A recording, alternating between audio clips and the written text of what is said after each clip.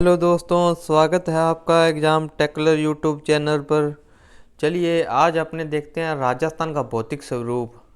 इसके अपने previous year के सभी एमसीक्यू करेंगे और इनमें देखेंगे जो भी इम्पोर्टेंट क्वेश्चन है वही एग्ज़ाम में बार बार रिपीट होते हैं, इसलिए इनको आप अपने अच्छी तरीके से कंप्लीट करेंगे।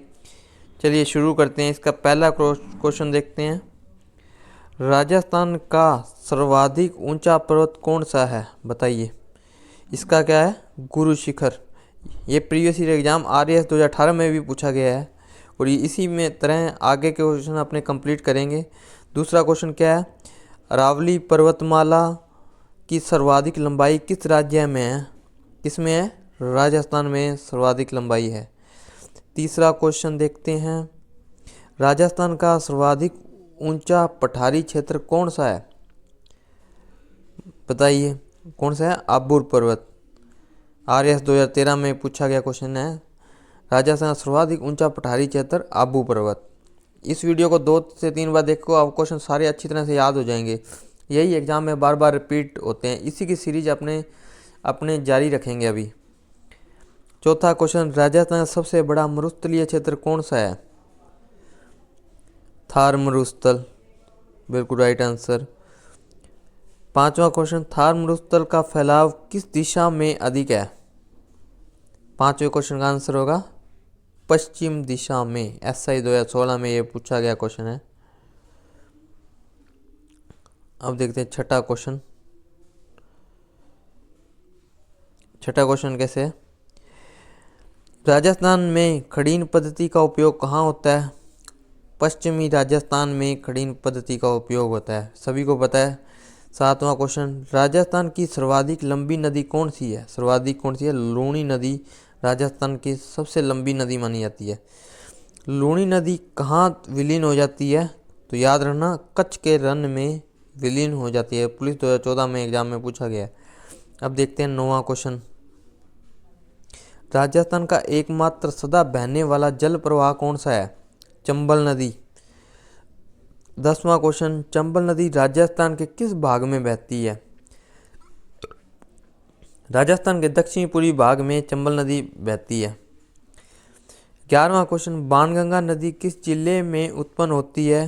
जयपुर में उत्पन्न होती है। 12वां क्वेश्चन देखते हैं अभी।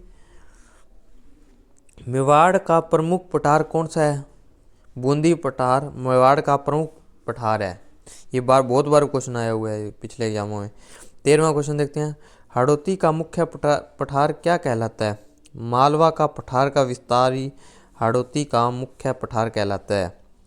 बागड़ और खादर किससे संबंधित शब्द है? बागड़ और खादर ये स्थल रूप एवं मिट्टी से संबंधित है। याद रखना, बागड़ स्थल रूप और खादर मिट्टी से संबंधित शब्द है। आगे 15वां क्वेश्चन देखते हैं। राजस्थान का सबसे बड़ा जिला भौगोलिक क्षेत्रफल कौन सा है? जैसलमेर, सभी को पता है। राजस्थान का सबसे छोटा जिला क्षेत्रफल दौसा, बिल्कुल राइट आंसर, दौसा। 17वां क्वेश्चन, थार मरुस्थल का निर्माण किस कारण से हुआ है? वर्षा की अल्पता के कारण, वर्षा की कमी कारण थार मरुस्थल का निर्माण हुआ है, क्योंकि वहाँ पर वर्षा बहुत कम होती थी, इसलिए थार मरुस्थल बना है। 18वां क्वेश्चन देखते हैं। राजस्थान में सबसे कम वर्षा कहाँ होती है, बताइए। सबसे कम कहाँ होती है? जैसलमेर में होती है सबसे कम। आगे देखते हैं 19वां क्वेश्चन। राजस्थान में सबसे अधिक वर्षा कहाँ होती है? माउंट आबू में सबसे अधिक वर्षा होती है। 20वां क्वेश्चन, अरावली का सर्वोच्च शिखर गुरु शिखर किस जिले में है, बताइए। किस में है? सिरोही जिले में है। 21वां क्वेश्चन, राजस्थान का सबसे ठंडा स्थान कौन सा है? माउंट आबू राजस्थान का सबसे ठंडा स्थान। राजस्थान की सबसे गर्म स्थान कौन सा माना जाता है? फलोदी राजस्थान का सबसे गर्म स्थान माना जाता है। मरु प्रदेश में पाई जाने वाली प्रमुख मिट्टी कौन सी है, बताइए। मरु प्रदेश नाम से ही पता लग रहा है, रेतीली मिट्टी, बिल्कुल राइट आंसर। 24वां क्वेश्चन देखेंगे अभी। कच्छारी एवं बांगर क्षेत्र राजस्थान के किस भाग में है? कच्छारी और बांगर कहाँ पर है? पूर्वी राजस्थान में है कच्छारी बांगर। 25वां क्वेश्चन, राजस्थान की सबसे बड़ी झील कौन सी है? सांबर झील राजस्थान की सबसे बड़ी झील है। 26वां क्वेश्चन, सांबर झील किस प्रकार की झील है? सांबर झील में नमक निकलता है इसलिए लवणीय झील है। याद रखना, लवणीय झील है सांबर झील, लवणीय झील है। पुष्कर झील किस पर्वतमाला की घाटी में स्थित है? बताइए। अरावली में स्थित है। 27वां क्वेश्चन का क्या होगा? अरावली में। पुष्कर झील कहाँ है? अरावली पर्वतमाला में स्थित है। आगे 28वां क्वेश्चन देखते हैं। राजस्थान में सलीला झील किससे कहा जाता है? बताइए। फतेह सागर झील को ही सलीला झील कहा जाता है। राजस्थान की सबसे बड़ी कृत्रिम झील कौन सी है? जयसंबंध। आरएस 2015 में पूछा हुआ क्वेश्चन है। जयसंबंध राजस्थान की कृत्रिम झील है। राजस्थान का मरुद्यान किसे कहा गया है? राजस्थान मरुद्यान किसे कहा जाता है? मरुधर को कहा जाता है मरुद्यान। जो कहाँ है? जोधपुर बाड़मेर क्षेत्र में आता है मरुद्यान। जोधपुर बाड़मेर क्षेत्र में आता है। याद ही साथ साथ कर लो। आगे 31वां क्वेश्चन देखते हैं। प्रश्न है, अरावली की औसत ऊंचाई कितनी है? बताइए। 600 से 900 मीटर। जूनियर काउंटर 2016 में पूछा गया क्वेश्चन है। यही बार बार रिपीट होते हैं, इनको अच्छी तरह रीड कर लेना। वीडियो को 2 बार देखो, आपको अच्छी तरह याद हो जाएंगे। दूसरी बार में फास्ट वीडियो करके ना आराम से देख लो। 32वां क्वेश्चन, राजस्थान का पश्चिमी भाग किस जलवायु पर आधारित है? शुष्क मरुस्थलीय जलवायु पर आधारित है। आरएस 2018 में पूछा गया क्वेश्चन है ये। पश्चिमी भाग राजस्थान का कहाँ है? शुष्क मरुस्थलीय जलवायु पर आधारित है। 33वां क्वेश्चन देखते हैं। राजस्थान का पूर्वी भाग किस जलवायु पर आधारित है? उप आर्द्र जलवायु पर आधारित है। उप आर्द्र। 34वां क्वेश्चन, राजस्थान में बर्फबारी कहाँ होती है? माउंट आबू में ही होती है राजस्थान में बर्फबारी। सभी को पता है माउंट आबू ये बहुत ऊंचा बसा हुआ है, इसलिए यहाँ पर बर्फबारी होती है। राजस्थान किस नदी पर काली सिंध परियोजना आधारित है? काली सिंध नदी, काली सिंध नाम से पता लग रहा है काली सिंध परियोजना काली सिंध नदी पर ही होगी। ऐसा 2016 में पूछा गया क्वेश्चन है ये। 36वां, पंचपदरा किस खनिज के लिए? बताइए। पंचपदरा, पंचपदरा, पंचपदरा किसके लिए? नमक के लिए पंचपदरा। 37वां क्वेश्चन, राजस्थान का प्राकृतिक विभाजन कितने भागों में होता है? 4 भागों में। राजस्थान का प्राकृतिक विभाजन कितने भागों में होता है? 4 भागों में होता है। इसका 38वां क्वेश्चन देखते हैं। लूणी नदी की सहायक नदी कौन सी है? लूणी नदी की सहायक नदी है जोवाई। मैं बार बार इसलिए रिपीट कर रहा हूँ ताकि आपको एक ही बार में याद हो जाए। लूणी नदी की सहायक कौन सी है? जोवाई। 39वां क्वेश्चन, राजस्थान में डूंगरपुर किस क्षेत्र का हिस्सा रहा है? राजस्थान में डूंगरपुर है वागड़ का। कहाँ का है डूंगरपुर? वागड़ का। अगला 40वां क्वेश्चन, राजस्थान की सबसे बड़ी नहर कौन सी है? इंदिरा गांधी नहर। कौन सी इंदिरा गांधी नहर? आरएस 2015 में पूछा गया क्वेश्चन है। इंदिरा गांधी नहर का प्रारंभिक बिंदु कौन सा है? हैरी के बराज। कौन सा? ये हैरी के बराज। प्रारंभिक बिंदु हैरी के बराज। हैरी के बराज कहाँ है? पंजाब में है अपने। ठीक है।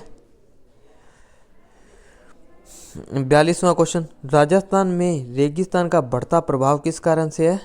वर्षा की कमी के कारण राजस्थान में रेगिस्तान का प्रभाव बढ़ रहा है। राजस्थान में प्रसिद्ध कच्छ झील कहाँ स्थित है? कच्छ झील पोखरण जैसलमेर में। पोखरण कहाँ है? जैसलमेर में। चलिए 44वां क्वेश्चन देखते हैं। राजस्थान में सर्वाधिक तापमान कहाँ दर्ज हुआ है?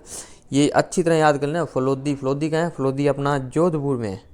जोधपुर में है। राजस्थान में सबसे ज़्यादा तापमान यहीं दर्ज हुआ है।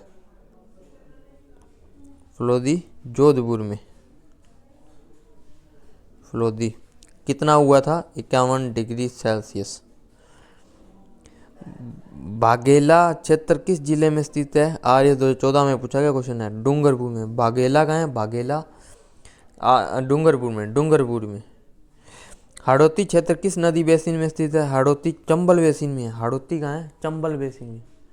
हाड़ौती क्षेत्र चंबल बेसिन में है। 46वां क्वेश्चन था। आगे 47वां देखते हैं।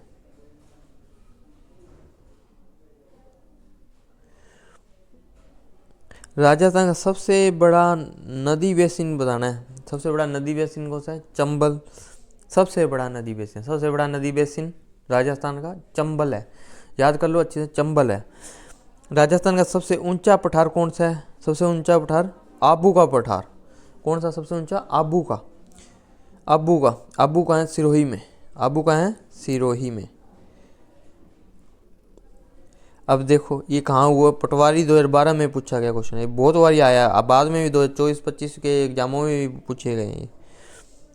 लूणी, लूणी शब्द का अर्थ बताना है। लूणी, लूणी क्या होता है? नमकीन। लूणी, लूण से बना है लूणी। राजस्थान में नमक को लूण भी कहा जाता है, इसी नमकीन से लिया गया। राजस्थान में प्रसिद्ध घेर किसे कहा जाता है? घेर, रेत के टीलों को घेर कहा जाता है। आरएएस 2018 में पूछा गया है। रेत के टीले, रेत के टीले को घेर कहते हैं। राजस्थानी हमेशा रेत के टीलों को, जो गाँव में इधर रहते हैं जैसलमेर के एरिया में, वहाँ पर रेत के बड़े बड़े टीले बन जाते हैं, जिसे राजस्थानी उधर कहते हैं घेर, घेर के नाम से आ जाता है। चलिए अपना ये 50 क्वेश्चन यहीं समाप्त होते हैं। इसके अभी सारे लेसन अपने को करेंगे। 50 क्वेश्चन इम्पोर्टेंट सारों में, राजस्थान के आने वाली भर्तियों में रीट, सीईटी भी आ गई, अब एलडीसी, राजस्थान हाईकोर्ट की एलडीसी जल्दी भर्ती देखने को आपको मिलेगी। अच्छी खासी पोस्टें हैं, उसमें सीईटी भी नहीं है। उसी बेस पर अपने लेकर चल रहे हैं, ताकि उसकी भी तैयारी इसी में ही ऐड हो जाए, आप इसी का फ़ायदा उठा सकते हैं। चलिए आज का लेसन यहीं पे समाप्त करते हैं। धन्यवाद। हमारे चैनल को लाइक एंड सब्सक्राइब करें। धन्यवाद।